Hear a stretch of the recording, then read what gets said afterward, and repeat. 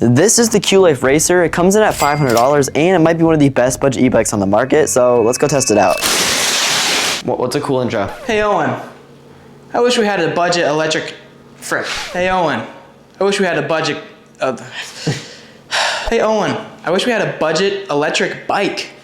You won't believe what I'm standing on. I don't like how you're so close. What do you think's in this? My best bet is a multi-toolkit. No, it's just a normal toolkit. And a congratulations. Hold up.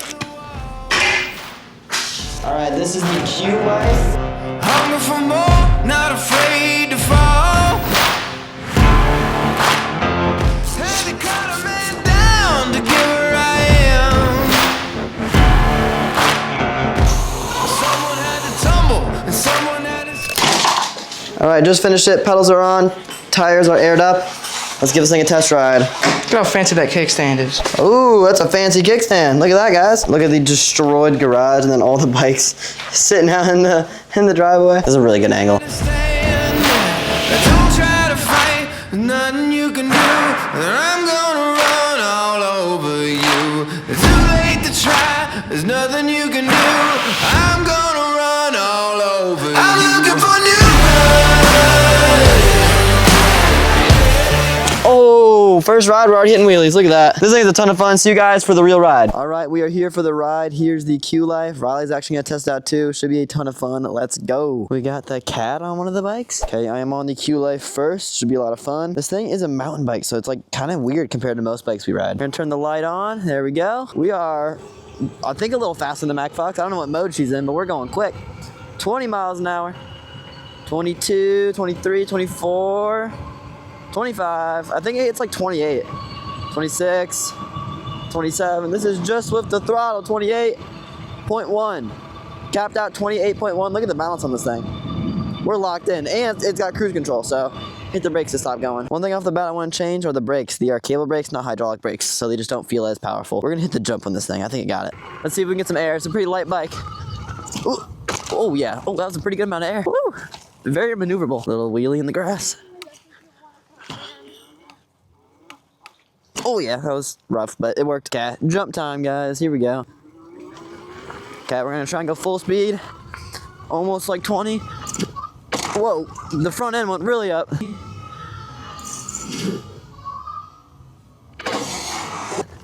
That was cool though. Let's try and hit a wheelie on the way back. Little wheelie. The best filmer on the planet. What a pose. There is a drop over here that I want to try out. It's pretty fun. Here's a little bump. Ooh. The bike's so light that you can literally just like jump on the bumps. Yeah, good thing this thing has front suspension because it is a little bumpy in the back. Okay, let's try and hit the drop of doom. Oh, that wasn't bad. Was not too bad. We are in some wet, tall grass, so it's doing pretty good. There's a huge hole. Do not go there. Oh my gosh. Okay, let's try and go up this ramp. Okay, I go on like 18, 20-ish. Bunny up. Oh yeah, that was pretty big. Everything feels so big on this bike just because of the size. Like you take a little jump and you go. I forgot about cruise control. We're going. Oh gosh. Let's hit the little jump over here. Pretty bumpy. Here we go. Little ramp. Oh, both tires off the ground. Look at that. Yeah, this is not the best riding conditions. Very bumpy, very uneven. But it does work. Couple things off the bat. I'm not sure how I like the fins on the grips, kind of goofy. I get this as a mountain bike, but I do like my left brake to be the back brake, and I also would prefer these to be hydraulic. They feel a little better. I don't really understand how like adjusting your forks work, so I have left those alone, but you can adjust them a little bit, I think. Yeah, preload right there. Okay, Riley, you want to give this thing a go? I'm gonna switch over the helmet so you can get a little Riley cam. How do I make it go forward? Is this? Twist throttle? No. This? Twist. Oh, this smart twist. I thought it was that one.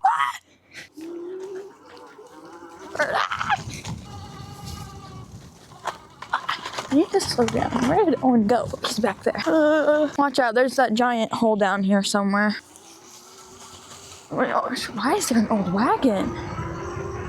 Okay, it's pretty smooth. I know we have to turn. I'm kind of cold.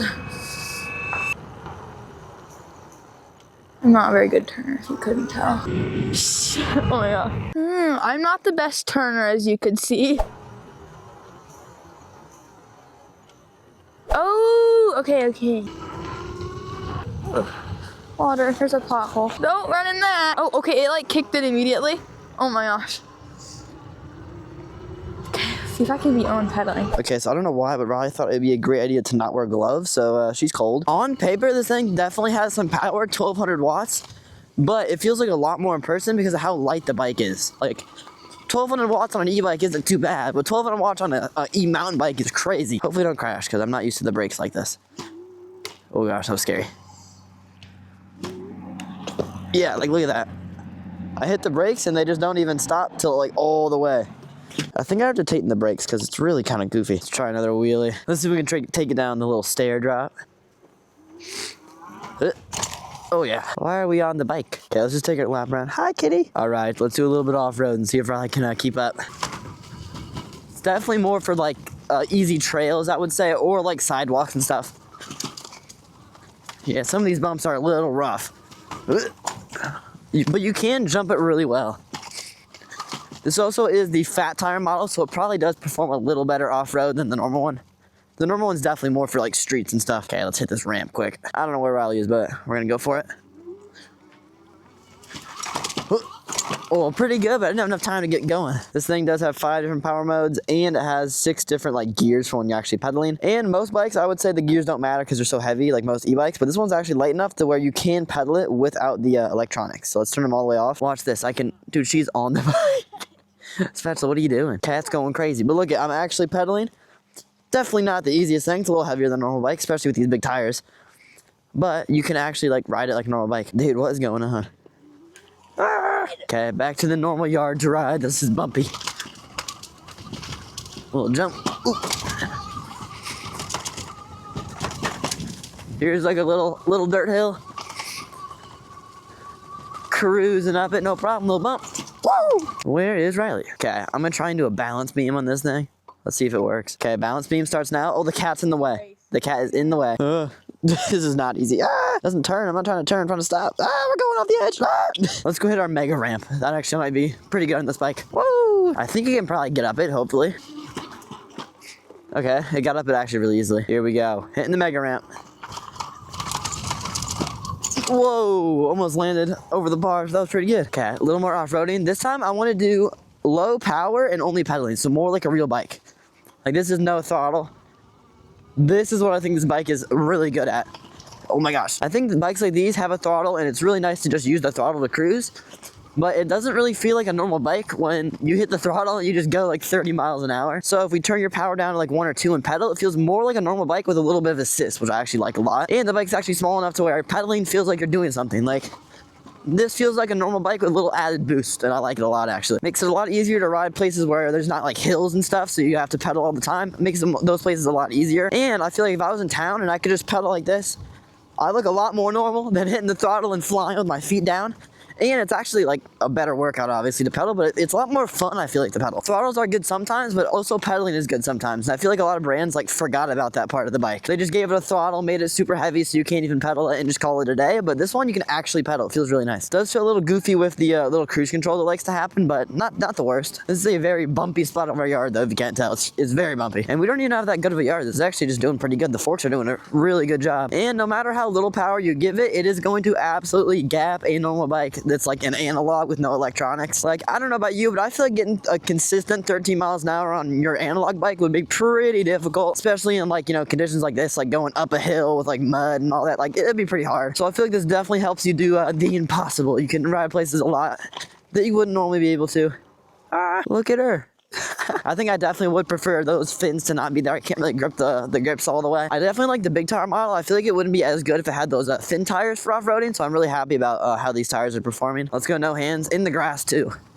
See how we do? Just pedaling. Ooh, okay, keeping the balance.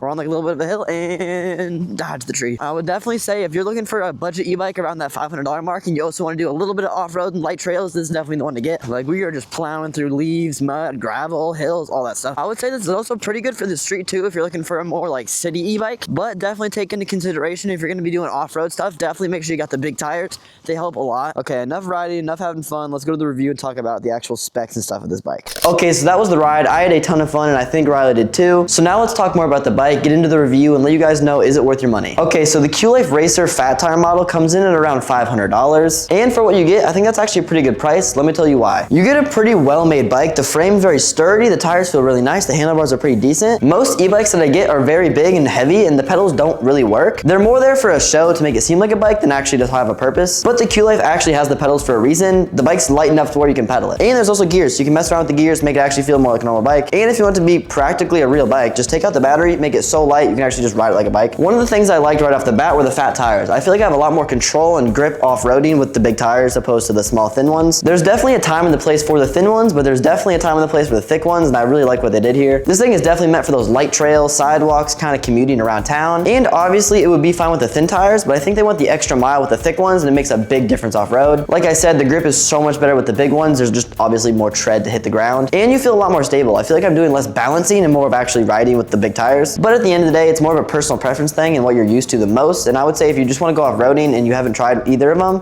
definitely go with the thick ones. One thing I didn't necessarily not like, but I would change, is the brakes. Like I said, this is a lighter bike. You can pedal it, but they did still go with the cable brakes. These are disc brakes though, don't worry. They will stop you, but they do have cables instead of hydraulic. I do realize hydraulic brakes are very expensive, and this is a obviously budget bike. They definitely do stop you, but squeezing on those cable brakes do feel a little mushy, and I feel like they could have a little more stopping power. So I'm not saying I would change the brakes, but that is one thing to look out for if you're kind of considering. These brakes are cable brakes. A couple of small things I saw that most people probably wouldn't even pay attention to. Also, less of a little thing and actually a pretty important thing, adjustable forks. A quick disclaimer, I don't really know how all that works. I'm not the smartest with the forks and the suspension and all those numbers, but I do know there is a preload knob down here, and that helps with how soft and how firm they are. And there's like an open and closed spot here, so you can really tweak these things to get them exactly how you want them. Another thing I'm very impressed with is the built-in light. Most budget bikes like to just kind of skip out on the light here, but I'm really happy they put one on. It doesn't seem like a very big deal at first, but when you get your bike, you're gonna want to ride this thing all the time. And after you've had this thing for a while, obviously you still want to ride it a lot. And a lot of my riding time comes at night when I'm just kind of winding down and want to go for a little cruise. But with some of my bikes, I literally can't because there's no light on them. And even if you put an aftermarket light on, you have to remember to charge it, which I'm not very good at. And two, they're usually not as bright as the ones that are already plugged into the bike. The bike's actual power powers the light. So with a built-in light, if your bike's charged, your light's charged. They're kind of connected, so you can never have a dead light, but on a live bike. I think it's just a really nice feature. It's built in, it's adjustable, you can turn it around, angle it where you want it. I think it's a very good feature to have. And especially for a budget bike, this just shows how much care and thought they put into this thing. Also, there's a horn built into the light, which I think is pretty cool. Let me show you. My family might be asleep, so this could be a bad idea.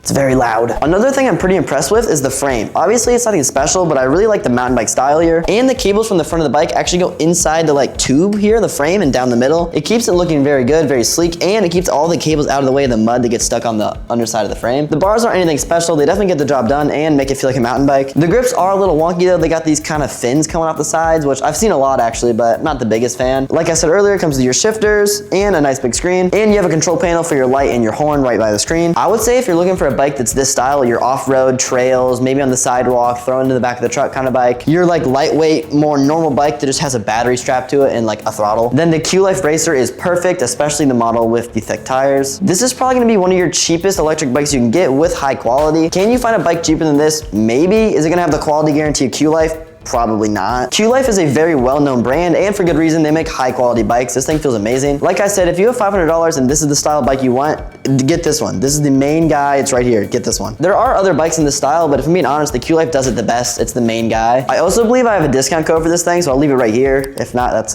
kind of embarrassing. But there will also be a link in the description where you can pick up this bike for yourself. Huge thanks to Qlife for sending this bike out for review and sponsoring this video. Make sure if you're gonna get this bike, go to the link in the description, use my code. It helps out a lot, and obviously you'll save some money too. But that's all I got for today. Thank you so much for watching, guys. If you want to see more e-bike content, subscribe. See you guys.